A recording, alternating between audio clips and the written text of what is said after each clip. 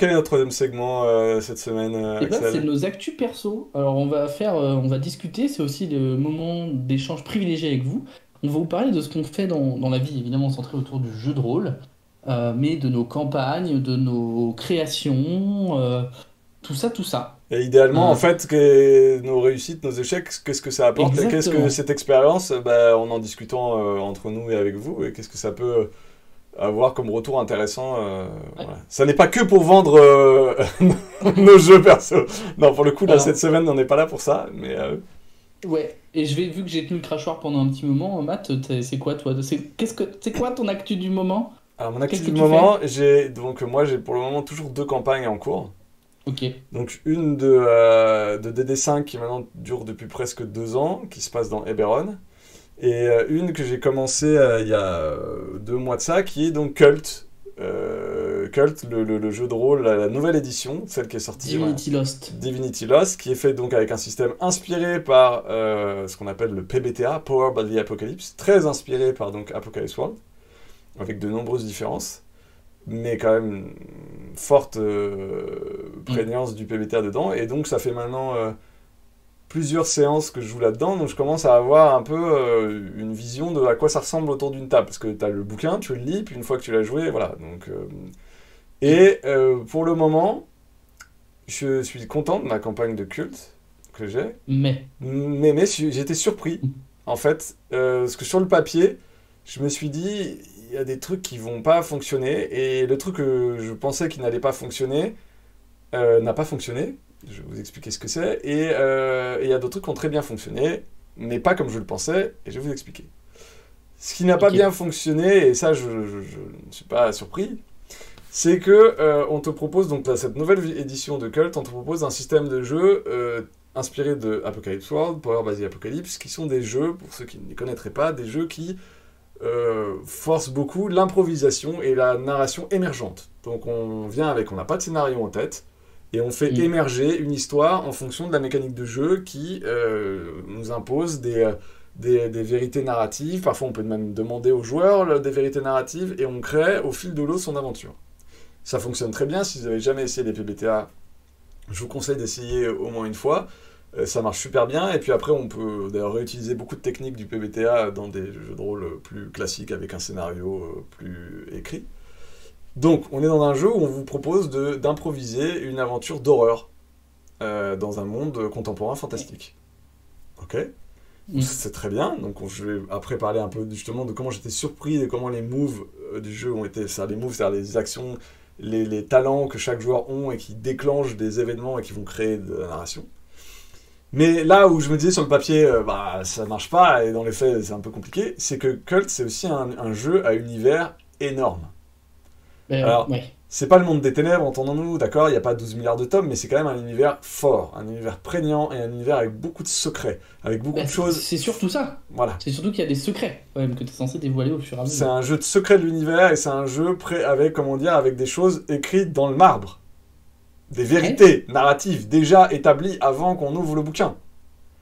Et donc on te Mm. propose un système d'improvisation où on peut donner la part aux joueurs pour improviser des choses et en même temps on te dit il y a un univers que tu dois manger et Ouais. connaître pour mettre dans un truc qui va être improvisé. Et là tu dis Il y a deux trucs, et c'est un peu l'un contre l'autre. et Comment ça voilà. marche-t-il? Et donc voilà, comment tu fais pour improviser et donc à utiliser le système à bon Ouais. escient pour être le plus libre possible et laisser les joueurs et toi-même improviser et donc créer un univers d'horreur avec des secrets et des machins qui vont vous appartenir à vous et en même temps mettre au forceps l'univers de culte qui est quand même voilà.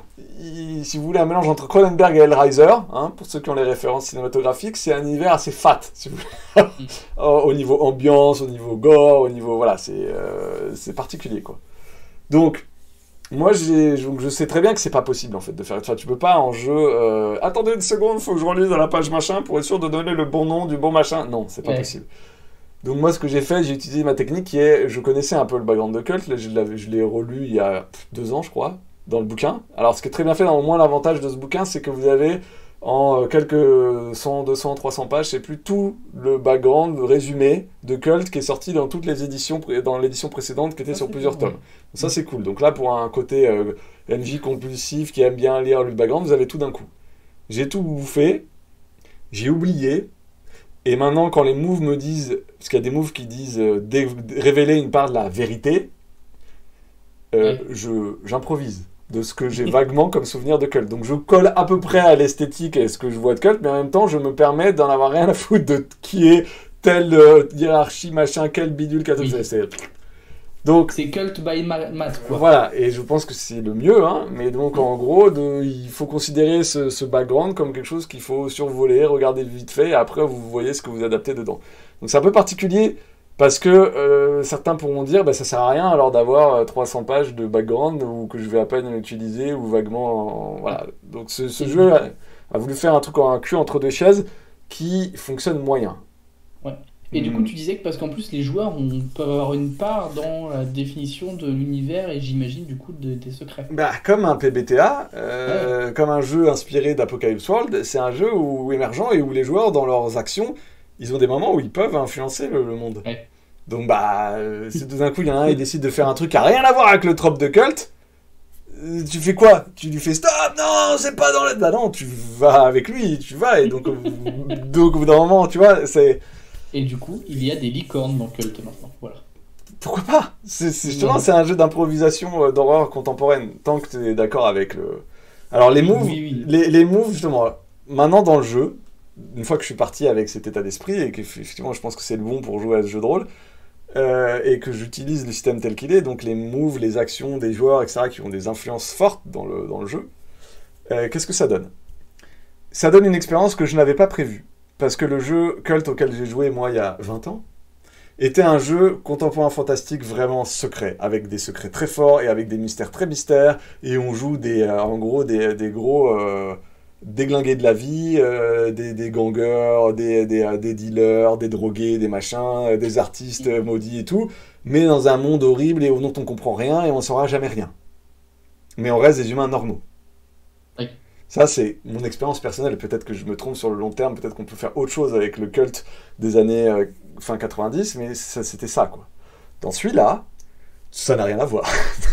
T'as des moves ultra vénères. C'est-à-dire, tu peux faire des personnages. Pour te dire, moi, j'ai 3 persos.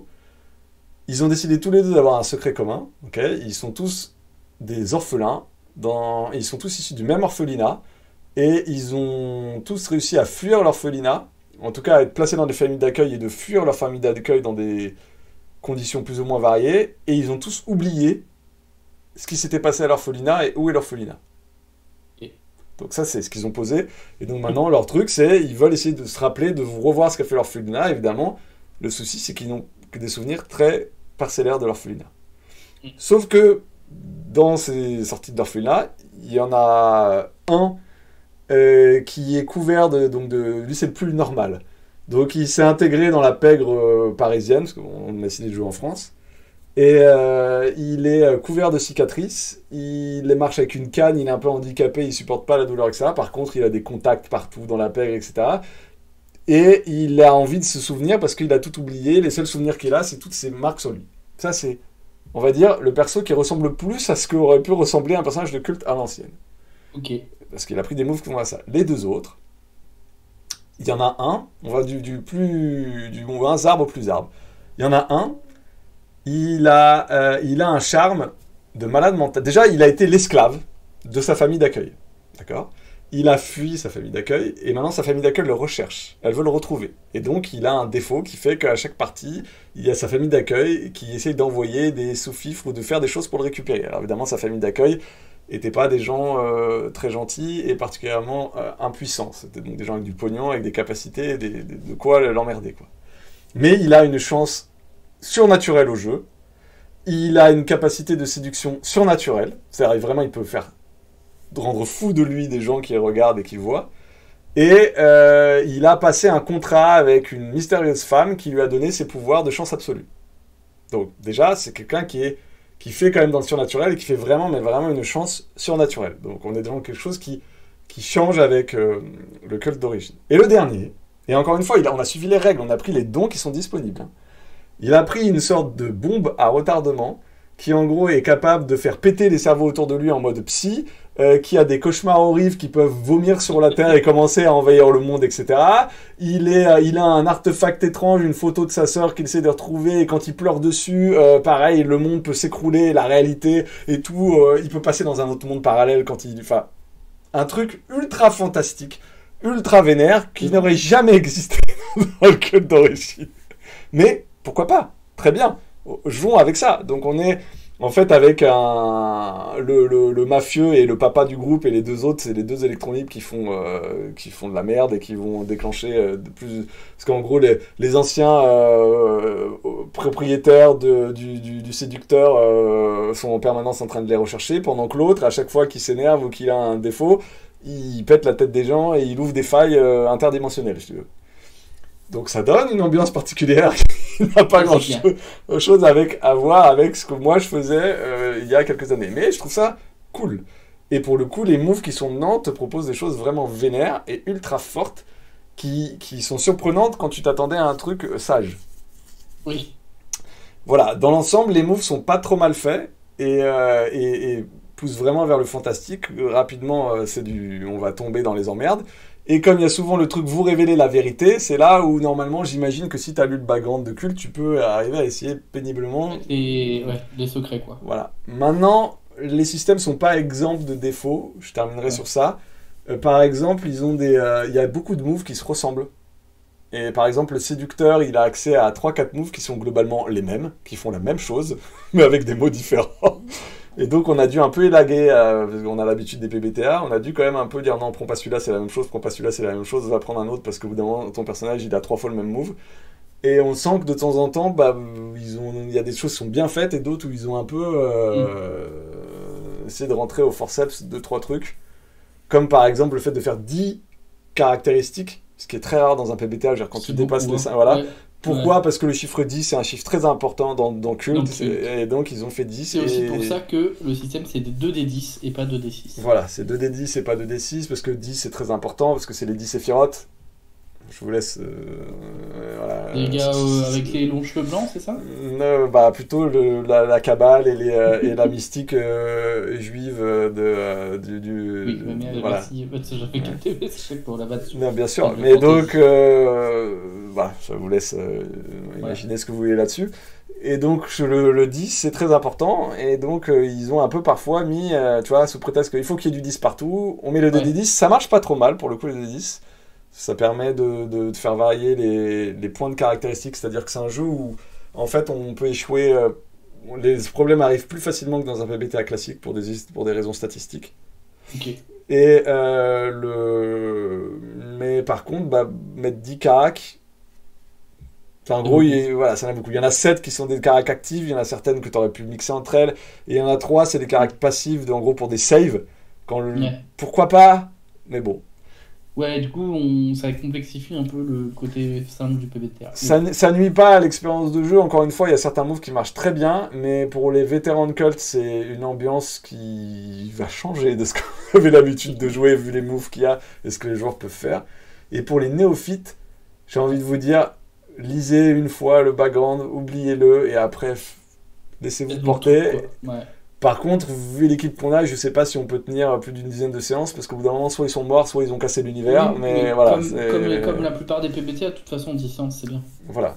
Mais c'est une ambiance particulière. Et ok, c'est chouette. Moi, le point positif, parce qu'on en a parlé, j'ai un autre ami MJ qui joue à Culte, pareil, Divinity Lost, et qui a un peu découvert. Tu parlais de la famille qui avait réduit en esclavage un des PJ. Ce qui est très chouette, moi je trouve, quand il m'en a parlé, c'est que tu peux invoquer ces ennuis-là un certain nombre de fois par séance. Tu fais un tirage au début de séance et tu dis ce soir, 2 fois, tu vas entendre parler de ta famille qui est à ta recherche et qui veut essayer de te récupérer quand tu es en esclavage. Donc j'aime bien parce que ça va venir intégrer le BG du joueur, enfin l'historique du joueur dans la partie et créer des emmerdes absolument cool. Comme je dis, il y a des très très bons moves. Celui qui nous amuse le plus, celui qui était réduit en esclavage, il a pris comme défaut qu'il est menteur compulsif. Oui. Qu'est-ce que c'est menteur compulsif ? Au début de chaque séance, il tire un jet de dés, et donc j'ai des tokens entre 1 et 3, enfin 0 s'il fait un bon score et 3 s'il fait un mauvais score, que je peux utiliser et que je peux retourner contre lui. C'est-à-dire, il y a un moment, je peux l'utiliser. Au début, j'ai fait un truc, c'est-à-dire, je partais du principe je lui imposais des mensonges. C'est-à-dire, tu rentres là-dedans, tu parles à tel PNJ, hop, je te prends un truc, tu lui as raconté que t'étais un homme très riche et un des fils du prince du Qatar, etc. Et donc, il devait vivre avec ce mensonge que je créais pour lui.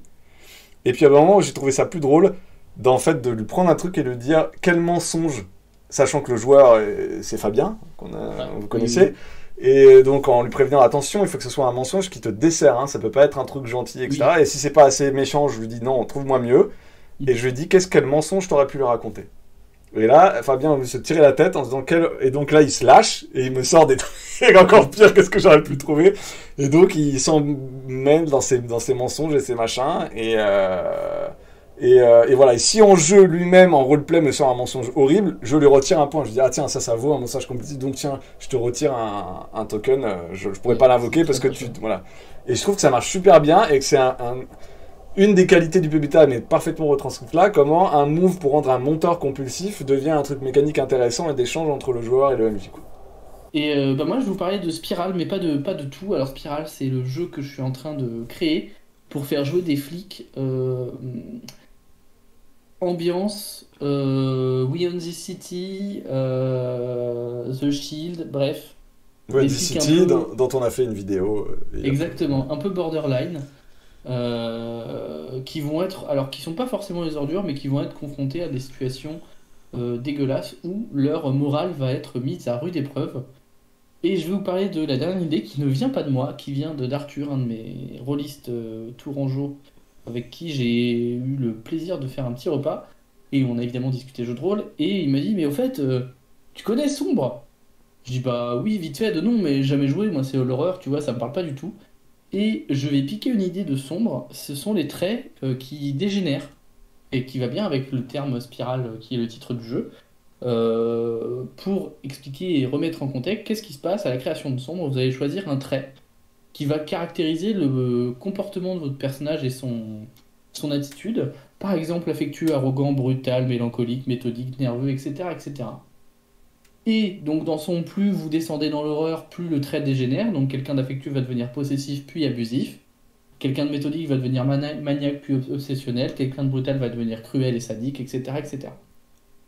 Et ça, c'est quoi? C'est des intégrations roleplay ou ça a une. Alors, dans Sombre, ça a l'air d'être plutôt roleplay, mais encore une fois, vu que je connais pas le système, je vais pas m'avancer plus que ça. Dans Spiral, évidemment, il y aura il y aura attention, et dans Spiral, il y aura des impacts mécaniques. L'idée étant que utiliser un trait soit plutôt positif pour le joueur. C'est-à-dire que quelqu'un de brutal va avoir des situations où eh ben, il va choper plus facilement des infos de son indique, il va choper plus facilement des trucs. Voilà. Quelqu'un d'affectueux eh ben, va pouvoir avoir des infos auprès de la secrétaire, ce genre de choses, tu vois. Voilà. Ou de sa femme, ou de son fils, etc., etc. Donc avoir des bonus, mais plus tu vas l'utiliser, plus le trait va avoir tendance à dégénérer et donc à rentrer dans cette spirale et à descendre, donc d'affectueux à possessif à abusif, etc. Les bonus et malus après, augmentant avec l'intensité du trait. Ok. Voilà. C'est marrant, L'idée ça pourrait marcher pour du Cthulhu aussi d'ailleurs. de ouf, bah, en même temps sombre étant ouais, Oui. il y a de la bonne idée pour faire du Cthulhu, je pense, effectivement. Et qui sont en plus, effectivement, comme tu disais, des indications roleplay de comment jouer ton perso, en fait. Ouais, mais Et pour les trucs comme ça, c'est toujours particulier parce que quand t'as des équations roleplay, alors il y a des joueurs qui s'en servent pour les jouer, puis il y en a certains qui les oublient complètement. Je dis pas que ouais, c'est mal, mais.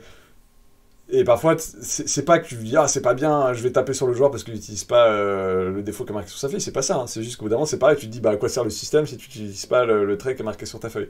exactement. Et donc, c'est pour ça que dont je parlais au début de ce segment de culte, et je parlais du mentor compulsif, et où je trouvais que pour le coup, ça marchait bien, qu'il y avait vraiment un échange, que le move Ouais. permettait donc de jouer un mentor compulsif, de jouer avec la mécanique, et que ce terme de mentor compulsif, ce move de mentor compulsif était pas là Mm. pour faire de la figuration, quoi.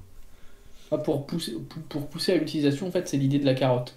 C'est que le trait te donne des bonus quand tu l'utilises dans les bonnes circonstances, et que du coup, tu veuilles t'en servir. Mais plus tu t'en sers, plus tu deviens comme ça, et plus ton perso évolue, en fait. Donc un peu la carotte et alors à la fin entre guillemets le bâton quoi. C'est-à-dire que quand t'es un enfoiré, bon bah peut-être que ta hiérarchie te fait plus confiance. Et peut-être que tu as des soucis avec le public, enfin, avec les citoyens que tu es censé protéger, ce genre de choses. Mais si vous voulez en savoir plus, eh bien rendez-vous sur le Discord. J'en ai parlé récemment. Je suis prêt à... Ça, faudra que je le mette parce que j'ai pas mis du coup cette dernière évolution. Mais voilà. C'était le segment du jour. À Ouais, bientôt pour une prochaine émission. le weekly, salut. À la prochaine les gars. Salut. Ciao.